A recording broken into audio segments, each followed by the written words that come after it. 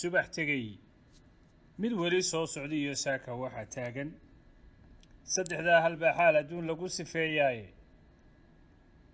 soo noqod ma jiro shalay wixii saadufoo tegaye midda saada beetiya berrina waa su'aal maqane waxa ay taladu kuu suuban tahay subaxa joogtaa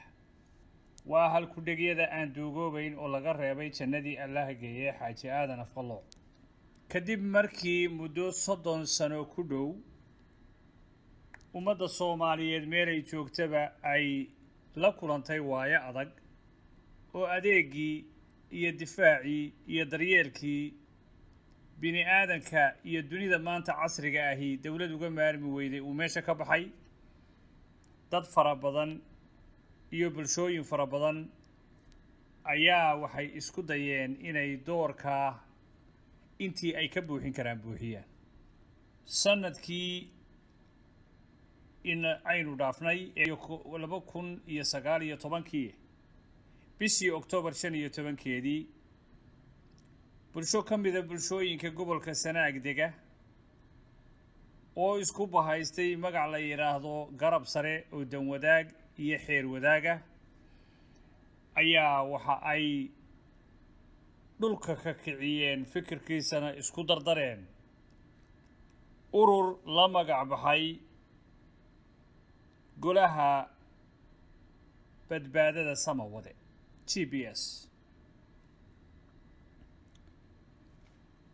GPS hadafkii loo abuuray waxa uu ahaa sida aan hordhaca ku sheegay inuu difaac u galo deegaanka ballaadhan ee waaga dheer lagu soo tacadiyay oo dhir iyo ugaadh iyo bini aadam iyo xoolo nool iyo badba leh intaa oo dhan oo waqti dheer bay lahayd ayuu gacanta isu qabsadeen ururka kani inay badbaadiyaan sida magacooda ka muuqata difaacaan oo ay doorka iyo mas'uuliyadda qaataan sidaas si la mid ah waxa ay ku talagaleen mar walba oo ay haboonaato iyo inkasta oo ay ka tari karaan inay ku dhinac wadaan adeeg wixii la qaban karayo oo ah noloshii aasaasiyaadka ahayd arrintaasi ma u suura gashay GPS su'aashaasi waa maya uma ayan wada suura gelin hindisahoodii maxaa hakiyay weeye maxayse is-abaabulkoodii ka midho dhaliyeen oo ka gaadheen GPS ururka la yiraahdo golaha badbaadada samawade hindisahoodii hore wuxuu ahaaba waxa la kulmay markii ay jireen muddo bil ah oo hawshii ballaadhnayd ee ay u qumeen ay sugayso ayaa isla markiiba waxaa fooda ku qaatay dagaal kaga imanaya beelaha deriska la yahay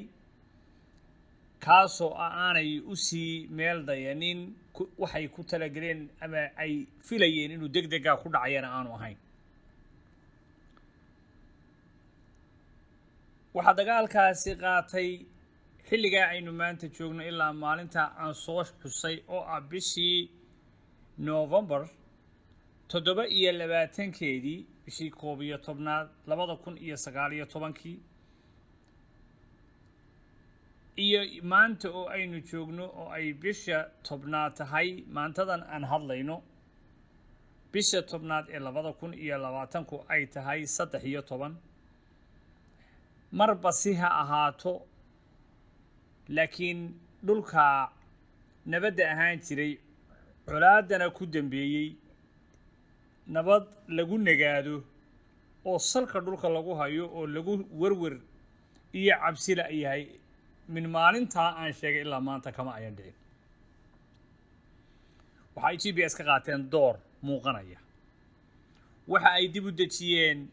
dadkii maatada ahaa birimageydada ahaa ee la barakiciyay duulaanadii kaga yimi halkaasi waxa ay galaafteen dad nool oo ku baxay waxa ku burburtay hanti dad itaal daran oo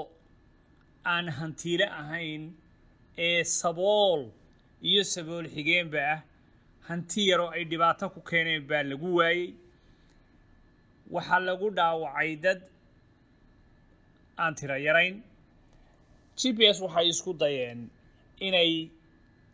doorkii ay dowladda qaadan lahayd dadka dhaawacyada ah daryeelaan maatooyinka barakacay dejiyaan agoomihii aabahood waayey ay daryeelaan inta itaala dadka deegaanka ahaa ee reer guriga ahaa ee halkaa laga barakicinayo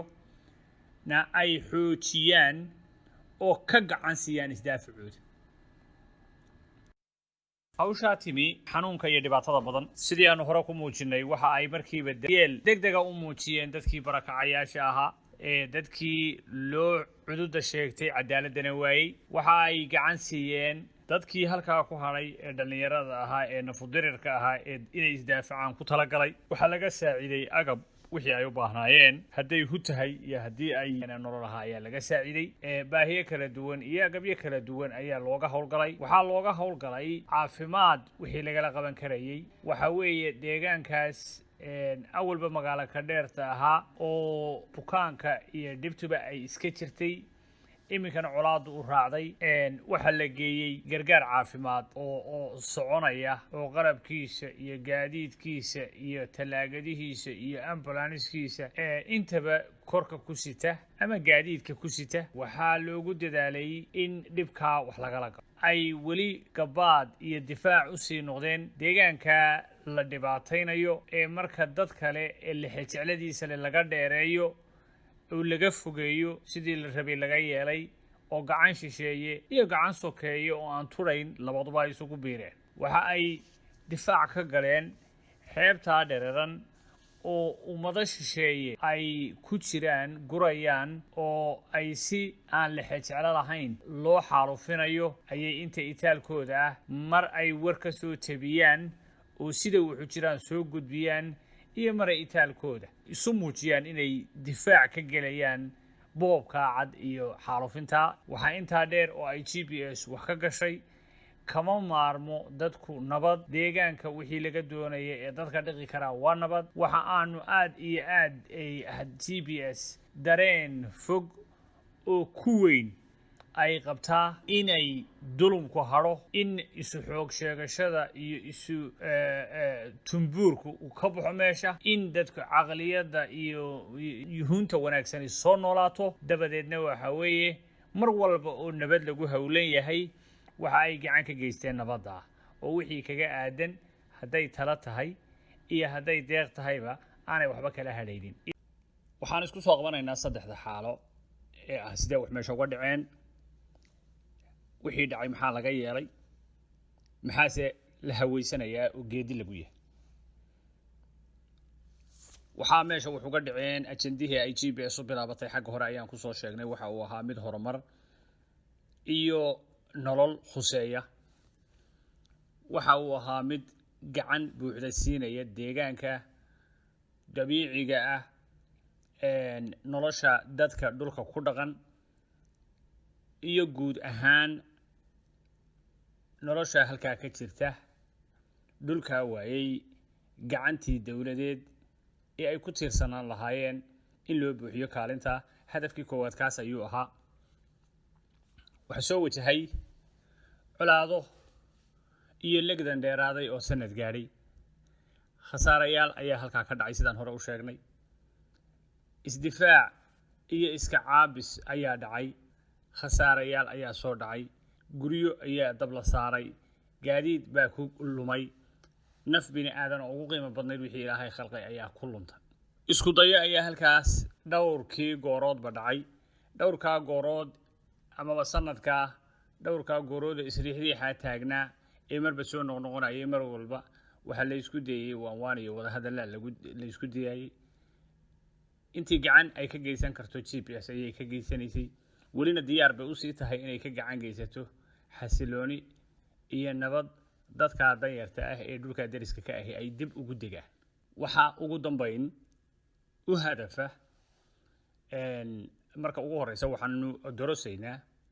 ilaahayna ka baryaynaa inay arrintaasi iyo shidadaasi ay ku soo afbeesho sidii ugu macquulsanayd sidii ugu qumanayd ee loo kala garqaadan jiray sidii ugu qumanayd ee dadku ilaahay iyo bashariyadda iyo bini aadamnimadaba dib ugu soo noqon jiray caddaantay inaan cid la suulinayaa jirin dad derisa oo dhinaca isku hayaana meel wax ma kala geyn karo haddaad xitaa goob iyo maalin guulaysato guuli kuuma taallo qofkii waxaan lahaa ama dadkiisii waayey ama hantidiisii waayey baa dushaada taagan oo aad is eeganaysaan waxa aanu markaa cod dheer ku faraynaa cid walba oo uu gaadho codka kani nin aadba wax la yeelan karto nin gacalnimo aydan ku kala guurayn nin aan dhulka laydin kala goynayn wax ka riixadatan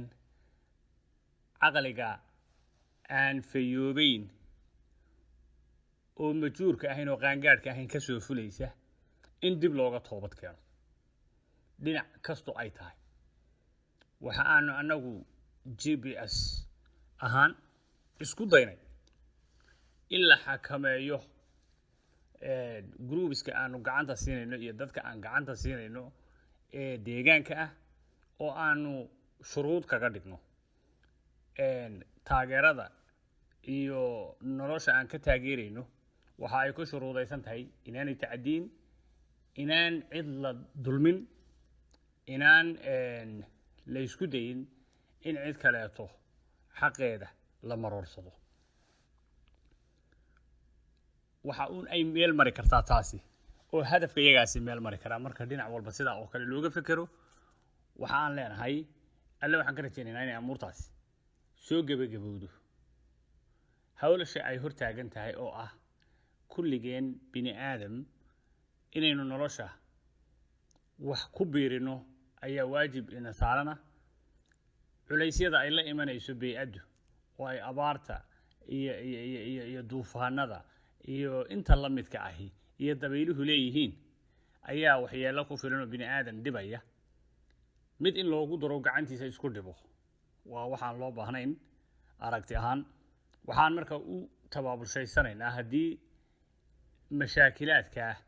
dad samayga ah laga baxo ay intii dabeecaddu soo hadho inaanu inta dabeecadda wajahno inaanu training hor leh oo sida loo noolaada dadka u furo badeecadahooda inaanu dhul lagu magaalayn karo oo ay intay la yimaadaan wixii baahidaa qabaa oo badeecadooda baahi u qabaaba ugu iman karaan in hooygii ay geli lahaayeen oo weliba dhulka maaragtay danta guud lagu qabtaa inaan laga howlgalo in waxa bini aadan ku tanaaday oo ay aqoon iyo iskuuli yahay intii laga qaban karaya laga qabto hadafyadaasi